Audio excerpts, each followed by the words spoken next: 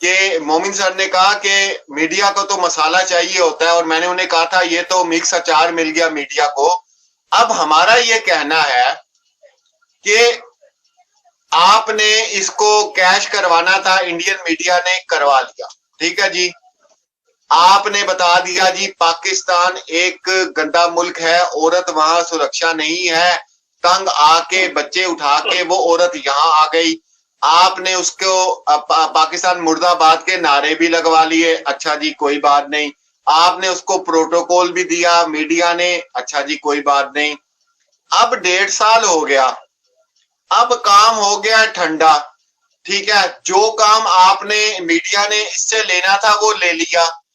भाई। अब तो आप थोड़े सीरियस हो इस मुद्दे को लेकर,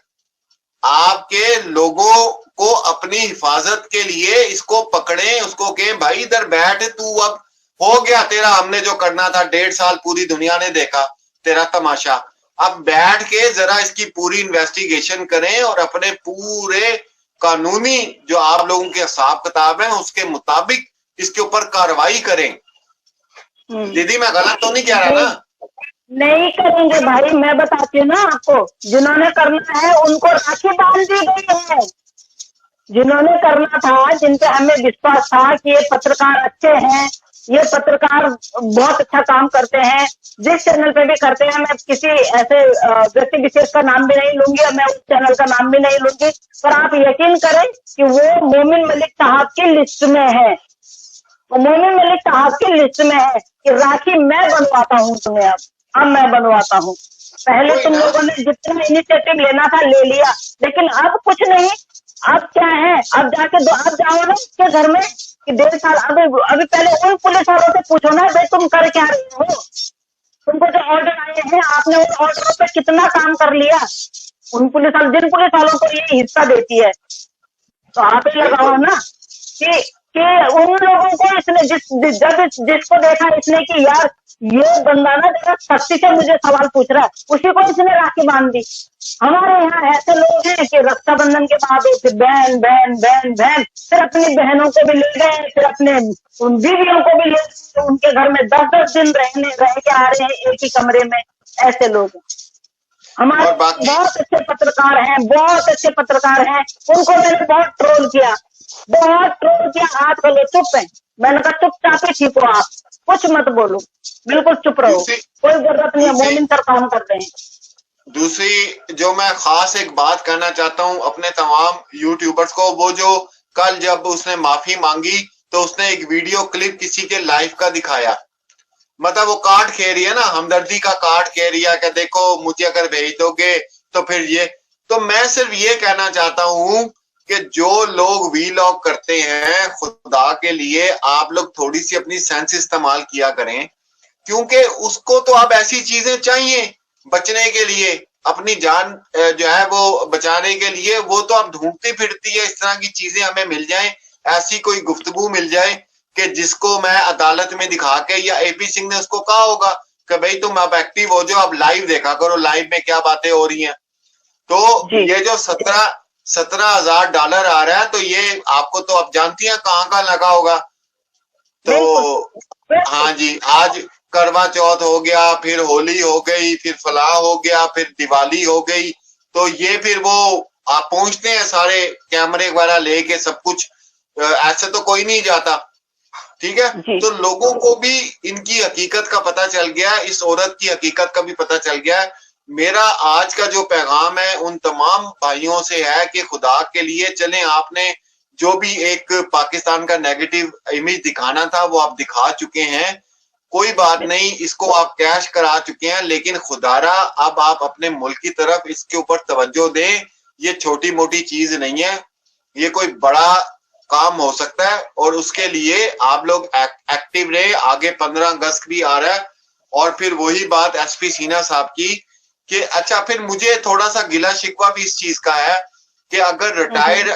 आर्मी के हैं, उनको इतना इस चीज का मतलब वो बड़ी बारीकियों वाली बातें की उन्होंने, तो जरूर उनको कहना चाहिए था कि भाई इसको पकड़ो, अंदर डालो, देखो ये है कौन, इसकी तो समझ ही नहीं आ रही।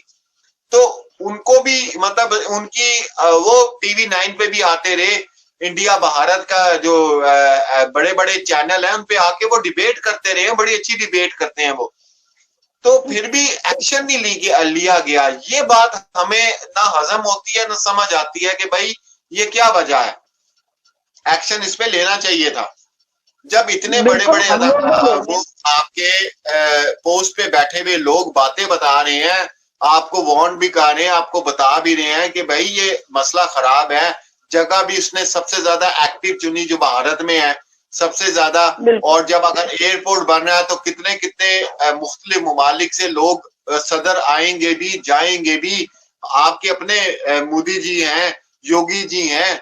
तो वो भी उनका आना जाना, तो ये कितना इसको इजी लिया जा रहा है, ये बहुत हमारे लिए सोचने का मरला है।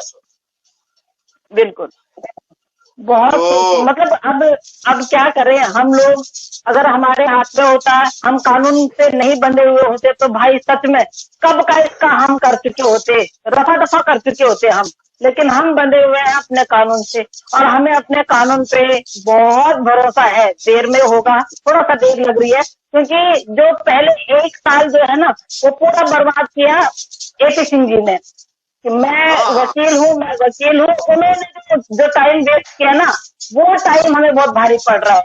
अभी मोमिन साहब आए हैं, तो मोमिन साहब ने क्या किया कि फटाफट जो केस डालने थे, जो इस पे धाराएं लगानी थी, जो करना था, 11-12-13 केस इस पे कर दिए। अब 11-12-13 केस जो है उनमें से अगर 2-3 केस भी काम कर गए ना, तो इसके तो वाट लगने वाली है। इसके साथ में जो और लोग जाएंगे उनकी तो फिर नैया ही पार है। तो मोमिन मलिक साहब ने जो काम किया 5 महीनों में, ये 5-6 महीनों में उन्होंने इतना रायता समेटा ना, सच में मैं सैल्यूट करती हूँ उनको कि उन्होंने इतना रायता समेटा, जो 1 साल से, जैसे बोलते हैं ना मकड़ी का जाला, वो जाला उन्होंने साफ करके, उन्होंने तब जाके इस केस को देखा परखा, उसके बाद जाके पूरा स्टडी किया, स्टडी करने के बाद जाके उन्होंने देखा कि भाई औरत किस टाइप की है, उस औरत को भी देखा, उसको हेजल भाई को भी देखा, जब जाके उन्होंने इतने सारे केस इस पे डाले। बिल्कुल, और सबसे पहला जो वीलॉग आया था मोमिन सर का, उसमें उन्होंने बहुत अच्छी बात की थी। उन्होंने कहा था कि मैंने ये केस वैसे ही नहीं उठा लिया, मैंने इसको स्टडी करने से पहले गुलाम हैदर के बारे में स्टडी किया है, मैंने पाकिस्तान से पता कराया है कि इसके ऊपर कोई FIR तो नहीं है, क्या ये व्यक्ति ठीक है। अब आप उनकी सेंस देखें, और जो लोग मोमिन मलिक के खिलाफ बात करते हैं, मैं उनकी अकल पे मुझे हंसी आती है कि एक ऐसा वकील जिसका केस लड़ा है पहले उसके बारे में जान रहा है, जिसके खिलाफ लड़ना तो दूर की बात है, जिसके लिए लड़ रहा है पहले उसकी पूरी इन्वेस्टिगेशन उन्होंने पाकिस्तान में करवाई है कि भाई ये किस तरह का बंदा है, कोई देखे ना क्रिमिनल ना हो पाकिस्तान का जिसका मैं केस लेके बैठ जाऊं, बात समझ रही है। तो इतने समझदार वकील और इतनी सारी चीजें के बावजूद लोग क्यों तनकीर का निशाना इनको बनाते हैं। हमें तो एक ही बात समझ आती है कि वो चाहते हैं कि मोमिन मलिक साहब को डरा के या ऐसी बातें करके डिग्रेड करके उनको पीछे किया जाए, लेकिन वो पीछे नहीं होने लगे, पीछे नहीं होते, क्योंकि उन्होंने 1000 बार अपने व्लॉग में कहा है कि मैं बड़ा जिद्दी बंदा हूं, मैं जिस काम के पीछे पड़ जाऊं ना उसको करके छोड़ता हूं। अब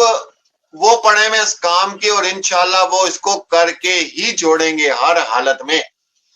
और इंशाल्लाह हमने जब शुरू में मैंने सर से बात की थी, फर्स्ट टाइम मैंने बात की थी, तो मैंने सर से पूछा, मैंने कहा सर मैं बिल्कुल एक्यूरेट आपको बात बताऊंगी, आप उनसे पूछेंगे तो वो भी यही बोलेंगे कि हाँ सरिता बहन ने मुझे ये पूछा था। मैंने कहा बजरंगी भाईजान हम आपको बोलते हैं, मैंने